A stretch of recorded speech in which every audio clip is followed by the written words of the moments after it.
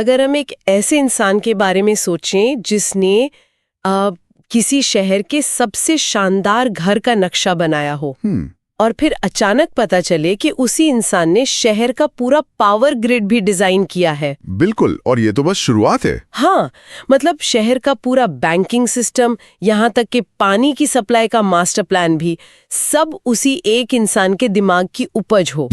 ये जानना किसी को भी हैरानी में डाल सकता है कि एक ही व्यक्ति के भीतर इतनी अलग अलग तरह की विशेषज्ञता कैसे हो सकती है। ये सच में बहुआयामी प्रतिभा के चरम सीमा है, क्योंकि होता क्या है ना, अक्सर इतिहास किसी भी ऐतिहासिक व्यक्ति को बस एक ही सांचे में ढाल देता है। सही बात है। और फिर हम उनकी बाकी सारी उपलब्धियों को भूल जाते हैं या उन्हें नजरअंदाज कर देते हैं। और आज की इस गहन चर्चा का मिशन ठीक यही है। हमारे पास जो स्रोत है ना, जैसे कि ऐतिहासिक दस्तावेज हो गए, शोध पत्र और कई लेख, कह सकते हैं अज्ञात अंबेडकर की फाइलें खोलेंगे, जो एक विश्व स्तरीय अर्थशास्त्री थे, जल संसाधन दूरदर्शी थे और एक जमीनी श्रम सुधारक होने के साथ साथ अपने समय से बहुत आगे के नारीवादी विचारक भी थे। अगर हम थोड़ा पीछे हटकर पूरी तस्वीर देखें ना, तो इन सभी अलग अलग लगने वाले क्षेत्रों में, मतलब चाहे वो अर्थशास्त्र हो, कानून हो, समाजशास्त्र हो या इंजीनियरिंग की नीतियां हो, इन सब में एक बहुत गहरा ताल्लुक नजर आता है।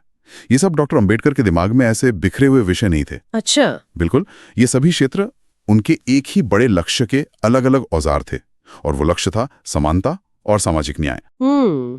मतलब एक ही धागे से सब जुड़ा हुआ था। एकदम सही। वे हर नीति के पीछे के तंत्र को सिर्फ इसी नजरिए से देखते थे कि क्या इसका फायदा समाज के सबसे निचले पायदान पर खड़े इंसान तक पहुंचेगा या नहीं। तो चलिए इसी सामाजिक न्याय की आर्थिक नींव से शुरुआत करते हैं, क्योंकि राजनीतिक ढांचे की बात तो सब करते हैं जी, लेकिन उस आर्थिक ढांचे को समझना बहुत जरूरी है जिस पर हमारा आधुनिक भारत खड़ा है।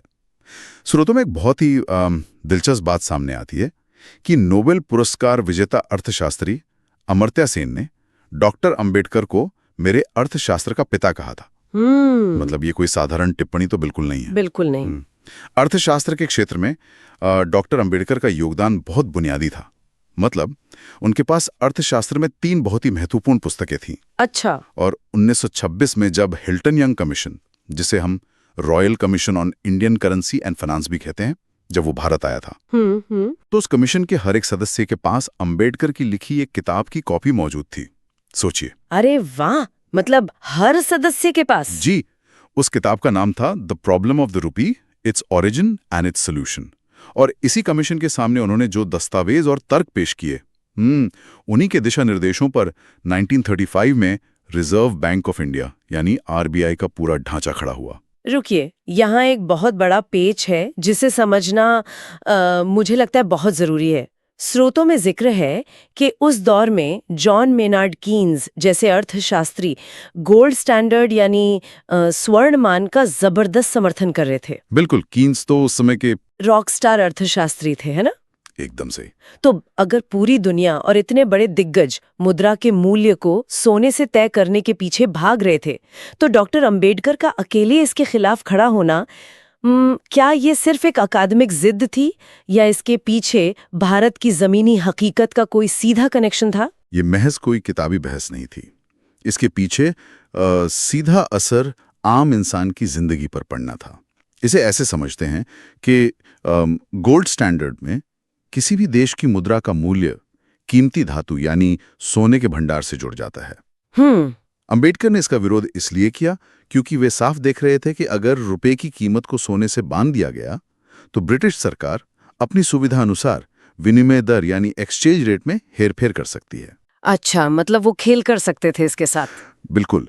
अगर वे रुपए को कृत्रिम रूप से मजबूत कर दें तो भारत से निर्यात होने वाला कच्चा माल दुनिया के लिए महंगा हो जाएगा और ब्रिटेन से आने वाला तैयार माल भारत में सस्ता हो जाएगा। इसका मतलब तो ये हुआ कि भारत के किसानों और छोटे कारखानों को सीधा नुकसान पहुंचेगा। सटीक बात।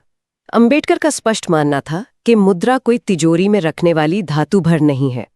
मुद्रा का जो असली मूल्य है वो आम इंसान की रोजमर्रा की वस्तुओं की क्रय शक्ति यानी परचेजिंग पावर। हाँ, परचेजिंग पावर से तय होना चाहिए। अब एक दिहाड़ी मजदूर के लिए सोने के दाम क्या हैं? इससे उसे क्या फर्क पड़ता है? सही बात है, उसे तो राशन से मतलब है। जी। उसके लिए ये जरूरी है कि उसके दिन भर की कमाई से वो शाम को कितना राशन खरीद सकता है। अगर मुद्रा में अस्थिरता आती है तो उसका सीधा असर महंगाई के रूप में सामने आता है, और महंगाई हमेशा सबसे पहले गरीब की कमर तोड़ती है। यानी वे मैक्रो इकोनॉमिक्स के इन बड़े बड़े नीतियों को सीधे एक आम मजदूर की थाली से जोड़कर देख रहे थे। जी, उन्होंने गोल्ड स्टैंडर्ड के बजाय क्रय शक्ति को स्थिर रखने पर जोर दिया, ताकि बाजार के उतार चढ़ाव का सीधा प्रहार उस मजदूर पर न पड़े जिसके पास कोई आर्थिक सुरक्षा नहीं है।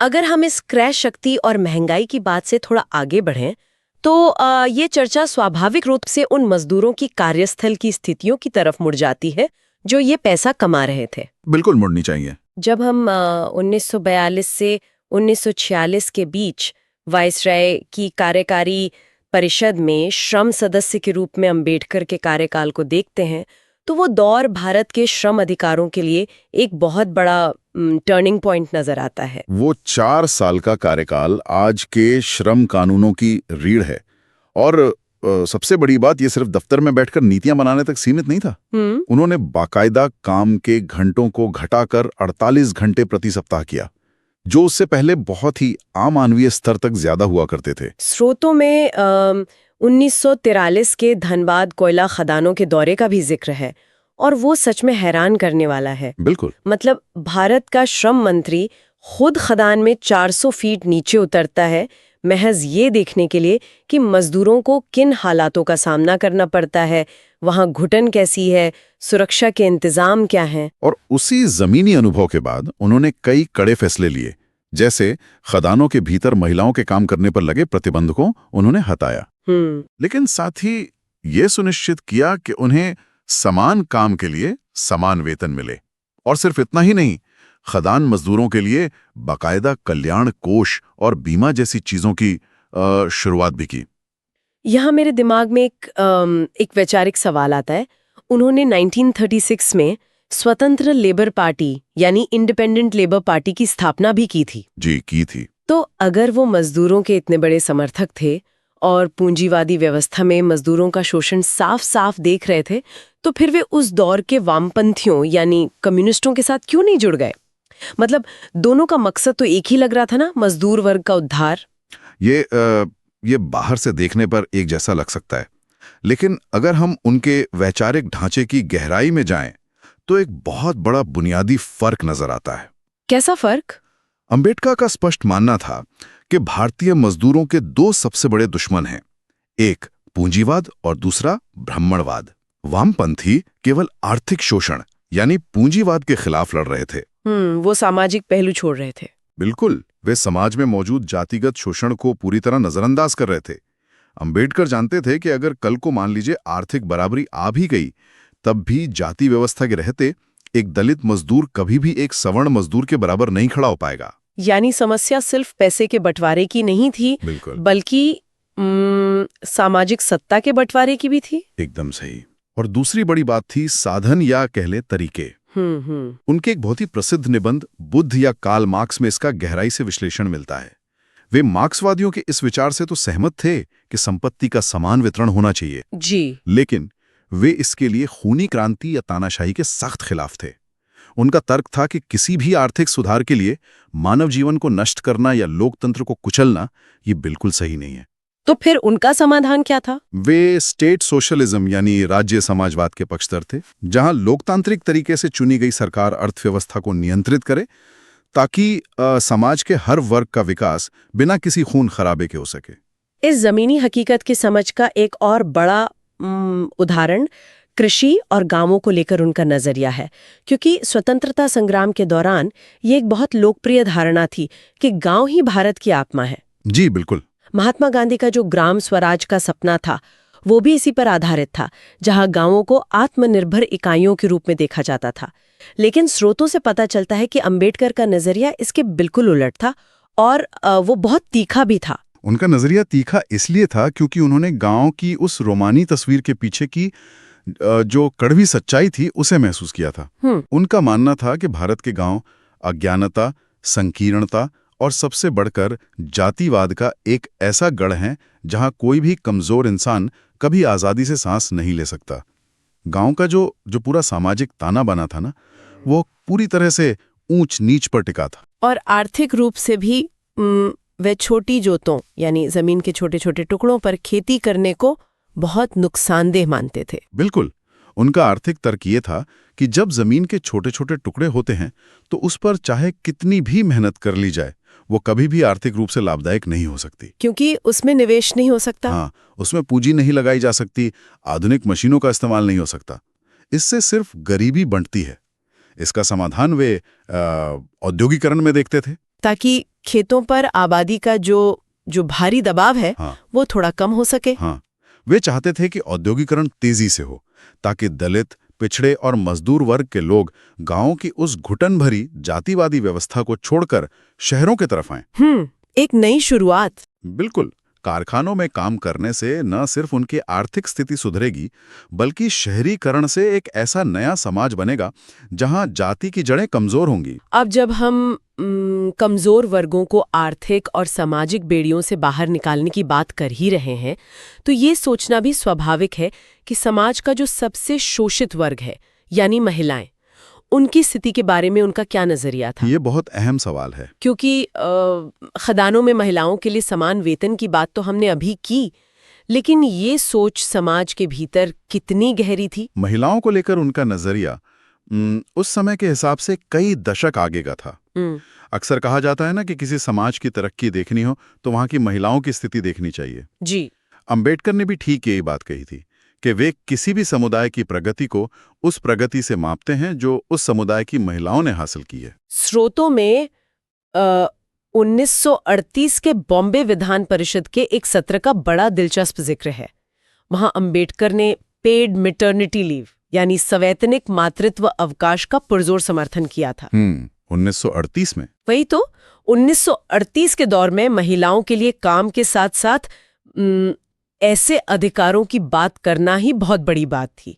और वे सिर्फ आर्थिक अधिकारों तक नहीं रुके, उन्होंने महिलाओं के शरीर पर उनके स्वयं के अधिकार, जिसमें गर्भपात के अधिकार यानी अबॉर्शन राइट्स भी शामिल हैं, उनकी वकालत की। ये इस बात का बहुत बड़ा सबूत है कि वे महिला सशक्तिकरण को सिर्फ कागजी दया या सुरक्षा के रूप में नहीं देखते थे।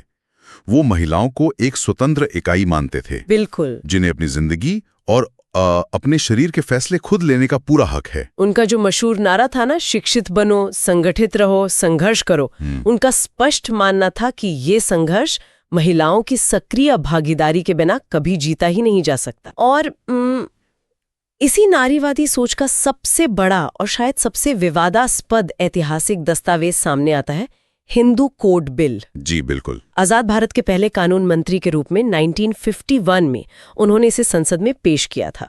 अक्सर इसकी बात तो बहुत होती है, लेकिन इसके भीतर असल में ऐसा क्या था जिसने उस समय इतना बड़ा भूचाल ला दिया था? देखिए, हिंदू कोड बिल कोई मामूली दस्तावेज नहीं था। ये समाज के सदियों पुराने पितृसत्तात्मक ढांचे को कह सकते हैं कानून के हथौड़े से तोड़ने का प्रयास था। इस बिल के जरिए वो चाहते थे कि पिता की संपत्ति में बेटियों को भी बेटों के बराबर कानूनी हक मिले, जो कि उस समय बिल्कुल नहीं था। एकदम नहीं था। और उस समय तक हिंदू विवाह को जन्म जन्मांतर का एक ऐसा संस्कार माना जाता था जिससे औरत बाहर नहीं आ सकती थी। अंबेडकर इसे एक संविदा यानी कॉन्ट्रैक्ट का रूप देना चाहते थे, ताकि महिलाओं को सम्मान के साथ तलाक का अधिकार मिल सके। इसके अलावा बहुविवाह यानी पॉलीगमी पर पूरी तरह रोक लगाने का प्रस्ताव भी इस बिल का एक बहुत अहम हिस्सा था। लेकिन ऐतिहासिक स्रोत स्पष्ट रूप से दिखाते हैं कि ये बिल उस वक्त पास नहीं हो सका। इसका चौतरफा विरोध हुआ था। और ये जानना जरूरी है कि ये विरोध किस स्तर का था, बिना किसी राजनीतिक पक्षपात के। तथ्य तो बहुत साफ हैं। संसद के बाहर भी और भीतर भी इस बिल को भारी विरोध का सामना करना पड़ा। बाहर करपात्री महाराज जैसे धार्मिक नेताओं के नेतृत्व में इसके खिलाफ बड़े बड़े प्रदर्शन हुए, जिनका मानना था कि ये बिल पारंपरिक हिंदू मान्यताओं पर सीधा हमला है।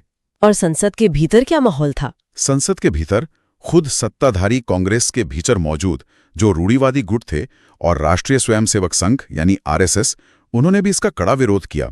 सच तो यह है कि उस समय की संसद इस इतने बड़े सामाजिक बदलाव के लिए तैयार ही नहीं थी। और इस नाकामी का असर इतना गहरा था कि अंबेडकर ने भारत के कानून मंत्री के पद से ही इस्तीफा दे दिया। जी हाँ, उनका वो बयान आज भी इतिहास में दर्ज है कि उन्हें संविधान बनाने से ज्यादा खुशी इस हिंदू कोड बिल को पास कराने में होती।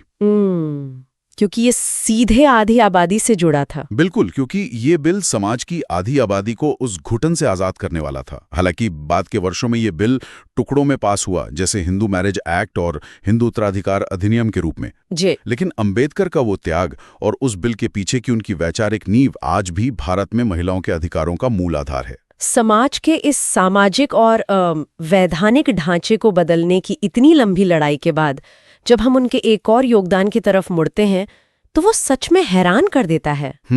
ये किसी समाज सुधारक को अचानक हार्डकोर इंजीनियरिंग और इंफ्रास्ट्रक्चर की दुनिया में देखने जैसा है।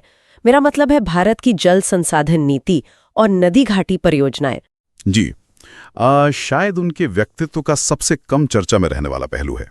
वाइसराय के कार्यकारी परिषद में रहते हुए उन्होंने महसूस किया कि भारत की नदियां, जो मानसून के समय हर साल भयंकर बाढ़ लाती हैं और तबाही मचाती हैं, वे दरअसल एक बहुत बड़ी अनियंत्रित ऊर्जा हैं। बिल्कुल, वो सिर्फ विनाश नहीं, एक मौका भी थी। जी, अगर इन पर बहुउद्देश्य परियोजनाएं यानी मल्टीपर्पज रिवर वैली प्रोजेक्ट्स बनाए जाएं, तो वे सिर्फ बाढ़ नहीं रोकेंगी, बल्कि उनसे बड़े पैमाने पर सिंचाई होगी और पनबिजली यानी हाइड्रो इलेक्ट्रिक पावर भी पैदा की जा सकेगी। दामोदर, सोन, हीराकुंड और कोसी जैसी जो आज के बड़ी बड़ी परियोजनाएं हैं, उन सब की बुनियादी रूपरेखा उन्होंने ही तैयार की थी। और यहाँ ऐतिहासिक तथ्यों को सही करना भी बहुत जरूरी है। बिल्कुल। कई बार सार्वजनिक विमर्श में दामोदर घाटी परियोजना का श्रेय श्यामा प्रसाद मुखर्जी को दे दिया जाता है, लेकिन स्रोत बहुत स्पष्ट रूप से बताते हैं कि यह तथ्यात्मक रूप से गलत है। जी, इतिहास के पन्नों में दर्ज तारीखें खुद गवाह हैं। श्यामा प्रसाद मुखर्जी 1947 में आजाद भारत के मंत्रिमंडल का हिस्सा बने थे, जबकि दामोदर घाटी परियोजना का पूरा खाका 1944 में ही डॉक्टर अंबेडकर द्वारा तैयार कर लिया गया था और उसकी शुरुआत भी हो चुकी थी। उन्होंने अमेरिका की टेनेसी वैली अथॉरिटी यानी TVA की तर्ज पर भारत में सेंट्रल वाटर कमीशन की नींव रखी थी। इसी सिलसिले में लॉर्ड वेवल के साथ उनके टकराव का एक बहुत ही मजेदार और तार्किक किस्सा है स्रोतों में। हाँ, वो वाकया ये कुछ वैसा ही था जैसे कोई रेगिस्तान में खेती करने के लिए किसी ऐसे किसान को काम पर रख ले जिसने अपनी पूरी जिंदगी सिर्फ बर्फीले इलाकों में ही काम किया हो। ये उपमा बिल्कुल सटीक बैठती है। हुआ ये था कि लॉर्ड वेवल चाहते थे कि इस बड़ी परियोजना के लिए मिस्र में काम कर चुके एक ब्रिटिश इंजीनियर को भारत लाया जाए, लेकिन अंबेडकर अपनी बात पर अड़ गए कि हमें ब्रिटिश इंजीनियर नहीं चाहिए। और उनका तर्क ऐसा था जिसे वोवेल भी नहीं काट सके, है ना? बिल्कुल, उनका तर्क ये था कि ब्रिटेन के भूगोल में कोई बड़ी और विनाशकारी नदी है ही नहीं, तो वहां के इंजीनियरों को भारत जैसी विशाल नदियों और मॉनसून के मिजाज को संभालने का या बड़े बांधों का क्या अनुभव हो सकता है? जाहिर सी बात है। इसके लिए तो हमें सीधे अमेरिका जाना होगा, जहां टेनेसी वैली अथॉरिटी ने इसी तरह की भौगोलिक चुनौतियों पर काम किया है। और अंततः अंबेडकर की दूरदर्शिता ही जीत हुई और अमेरिका से W.L. वुडवेन को खास तौर पर भारत बुलाया गया। नदियों के इस बेकाबू भौतिक शक्ति को नियंत्रित करने के बाद अब हम वापस उस राजनीतिक शक्ति की ओर लौटते हैं जिसे नियंत्रित करने के लिए उन्होंने देश का संविधान लिखा। सबसे अहम हिस्सा। जब संविधान बन रहा था तो एक बड़ा वर्ग ऐसा था जो चाहता था कि भारत में अमेरिका की तरह अध्यक्षीय प्रणाली यानी प्रेसिडेंशियल सिस्टम अपनाया जाए, लेकिन अंबेडकर ने संसदीय प्रणाली यानी पार्लियामेंट्री सिस्टम को चुना। जी, यहाँ ये समझना जरूरी है कि ये सिर्फ शासन की सुविधा का मामला नहीं था, बल्कि इसके पीछे समाज का एक बहुत बड़ा डर छिपा था। ये भारत की जमीनी हकीकत की बहुत बहुत गहरी समझ का नतीजा था। अंबेडकर जानते थे कि भारतीय समाज बुरी तरह से जातियों में बटा हुआ है और यहाँ का बहुमत अक्सर सांप्रदायिक आधार पर सोचता है। अब अध्यक्षीय प्रणाली में क्या होता है, सारी कार्यकारी शक्तियां एक ही व्यक्ति यानी राष्ट्रपति के हाथ में आ जाती हैं। अंबेडकर को डर था कि अगर कोई जातिवादी या सांप्रदायिक मानसिकता वाला व्यक्ति राष्ट्रपति बन गया तो वो बहुत आसानी से तानाशाह बन सकता है और फिर वो अल्पसंख्यकों या निचली जातियों का दमन कर सकता है। बिल्कुल, जबकि संसदीय प्रणाली में मंत्रिमंडल की सामूहिक जिम्मेदारी होती है और एक विपक्ष हमेशा सरकार पर नजर रखता है जो किसी एक व्यक्ति को निरंकुश होने से रोकता है। और इसीलिए उन्होंने प्राचीन दैवीय कानूनों जैसे मनुस्मृति के विचार को भी पूरी तरह खारिज कर दिया था। बिल्कुल, इतिहास गवाह है कि जिन समाजों ने अपने कानूनों को भगवान का बनाया हुआ या अपरिवर्तनीय मान लिया, उनका पतन हो गया। प्राचीन भारत में मनुस्मृति जैसे ग्रंथों को धार्मिक मान्यता प्राप्त थी, जिनमें बदलाव की कोई गुंजाइश नहीं थी। अंबेडकर ने इसके विपरीत भारत को एक धर्मनिरपेक्ष और परिवर्तनशील संविधान दिया, एक ऐसा जीवंत दस्तावेज जो समय, परिस्थिति और समाज की जरूरतों के हिसाब से खुद को ढाल सके। और अल्पसंख्यकों के अधिकारों को लेकर उनका जो नजरिया था वो बहुसंख्यकों के लिए एक बहुत बड़ी चेतावनी थी। स्रोतों में उनके एक भाषण का जिक्र है जहां वे आयरलैंड के रेडमंड और कार्सन का उदाहरण देते हैं। जरा इस पर गौर करें तो वो एक बहुत ही शक्तिशाली ऐतिहासिक संदर्भ था। उन्होंने संविधान सभा को याद दिलाया कि जब आयरलैंड का बंटवारा हो रहा था तो बहुसंख्यक वर्ग के नेता रेडमंड ने अल्पसंख्यक नेता कार्सन से कहा था कि आप जो चाहें कानूनी सुरक्षा मांग लें, हम देने को तैयार हैं, बस हम पर भरोसा करें। हाँ, बस भरोसा करें और बंटवारा रोक दें। तब कार्सन ने जो जवाब दिया था वो था, भाड़ में जाएं तुम्हारे संरक्षण, हम तुमसे शासित होना ही नहीं चाहते। ये बहुत गहरा मनोवैज्ञानिक सत्य है। विश्वास कागज पर तो नहीं लिखा जा सकता। बिल्कुल नहीं।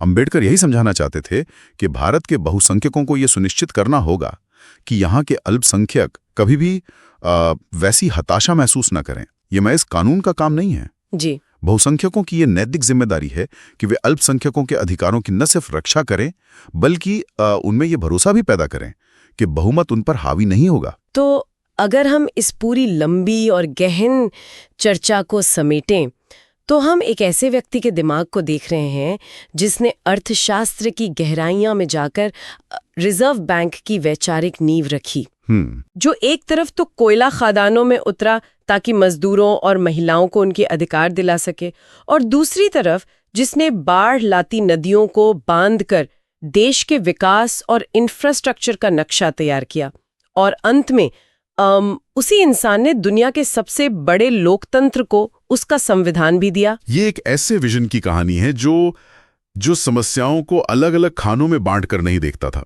चाहे वो पानी की समस्या हो, मुद्रा की अस्थिरता हो, मजदूरों का शोषण हो या महिलाओं के अधिकार। उन्होंने इन सब के लिए सिर्फ बयानबाजी नहीं की बल्कि मजबूत संस्थागत और ढांचागत समाधान खोजे जो आज भी हमारे लिए काम कर रहे हैं। और इसी बात से एक बहुत गहरा और प्रासंगिक विचार जन्म लेता है जिसे हमें इस चर्चा के अंत में सोचना चाहिए। आज का जो दौर है वो हाइपर स्पेशलाइजेशन यानी अति विशेषज्ञता का दौर है। बिल्कुल। आज ज्ञान बहुत छोटे छोटे खानों में बंट गया है।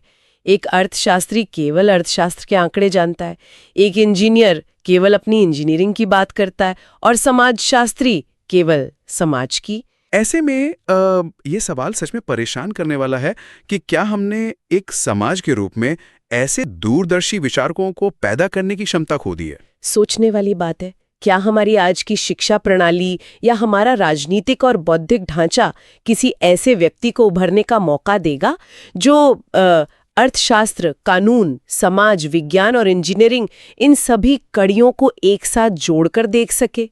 क्योंकि आने वाले समय की जो जटिल समस्याएं हैं वे किसी एक विषय की जानकारी से नहीं सुलझेंगी। बिल्कुल नहीं सुलझेंगी। ये एक ऐसा सवाल है जो हम सबको इस बात पर गंभीरता से सोचने पर मजबूर करता है कि क्या हम भविष्य में कभी उस तरह का व्यापक नजरिया दोबारा देख पाएंगे।